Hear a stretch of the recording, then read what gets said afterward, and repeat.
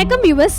தமிழனின் கடவுளான முருகன் ஒரு அர்ச்சகரா வந்து தன்னைத்தானே பூஜை செய்து கொண்ட ஸ்தலம் இதுதான். ஆச்சரியத்திலும் ஆச்சரியமா இரட்டை மாட்டு வண்டி ஒண்ணு மலையேறிய அதிசயம் இங்கதான் நடந்திருக்கு. அதுவும் 1320 படிகள், பல செங்குத்தான வளைவுகள்.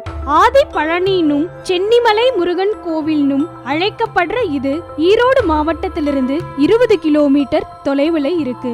கந்தசஷ்டி கவசம் அரங்கேறிய இங்கதான் அமிர்தவல்லி சுந்தரவல்லியா தவம் இருந்து வள்ளி தெய்வானை முருகனை மணந்தாங்க.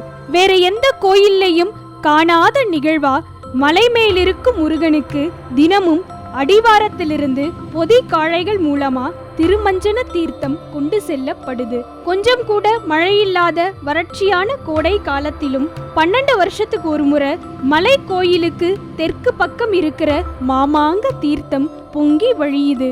இயற்கையான 20 தீர்த்தங்களை கொண்ட இக்கோயிலின் முருகன் ஏனோ இடுப்பு வரை மட்டுமே வேலைப்பாடுகளை கொண்டிருக்காரு.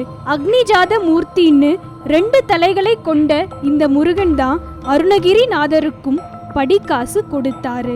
ஒரே கல்லில செதுக்கப்பட்ட தனிப்பெரும் கோயில்களை கொண்டு அமிர்தவல்லியா சுந்தரவல்லியா வள்ளி தேவானை இருக்காங்க.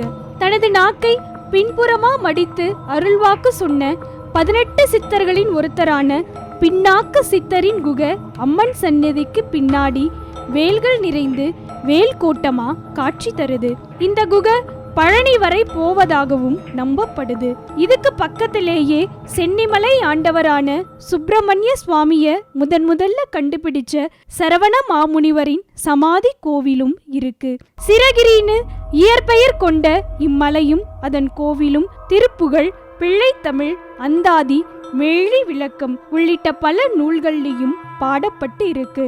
செவ்வாயில பிறந்து செவ்வாய் அம்சமாகவே முருகன் இருக்கிறதால செவ்வாய் பரிகார ஸ்தலமா இக்கோயில் சிறப்பு பெறுது.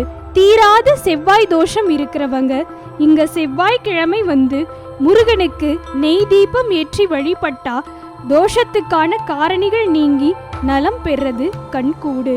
மேலும் வெண்சாரை, வெண்தவளை, காணாச்சுனை, கரநொச்சி ஆகிய பல சஞ்சீவி மூலிகைகள் சென்னிமலையில இன்னும் இருக்கு. பல கோயில் குளங்கள் போய் வணங்கியும் ஒரு குறிப்பிட்ட நோய் நீங்காத சிவாலய சோழன் இங்க வந்த உடனேயே குணமாகிட்டாராம்.